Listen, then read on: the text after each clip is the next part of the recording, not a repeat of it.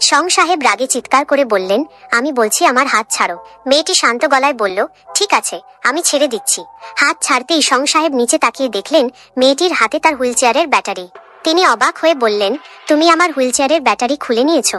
মেয়েটি ঠান্ডা গলায় উত্তর দিল, আপনি তো একদম কথা শুনছিলেন না, বারবার পালানোর চেষ্টা করছিলেন, তাই আমাকে একটু কড়া ব্যবস্থা নিতে হয়েছে।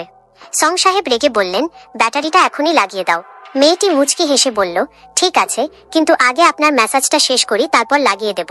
সং সাহেব ভেবেছিলেন ব্যাটারি না থাকলে হুইল চেয়ার চলবে না, তাই তিনি জোরে চাকা ঘোরানোর চেষ্টা করলেন। তখন মেয়েটি আবার হাসল। আপনি কি সত্যিই ভাবছেন হুইল চেয়ার শুধু বিদ্যুতে চলে? সে নিচের দিকে তাকিয়ে বলল, দুঃখিত সং সাহেব, আপনার ব্রেক প্যাডটাও আমি পা দিয়ে চেপে ধরে আছি, তাই আপনি যতই চেষ্টা করুন 1 ইঞ্চিও নড়তে পারবেন না। এই কথা শুনে সং সাহেব একদম চুপ হয়ে গেলেন। তিনি বুঝলেন এই শান্ত মেয়েটির সামনে তার কোনো চালই কাজ করবে না। এখন পুরো পরিস্থিতির নিয়ন্ত্রণ মেয়েটির হাতেই।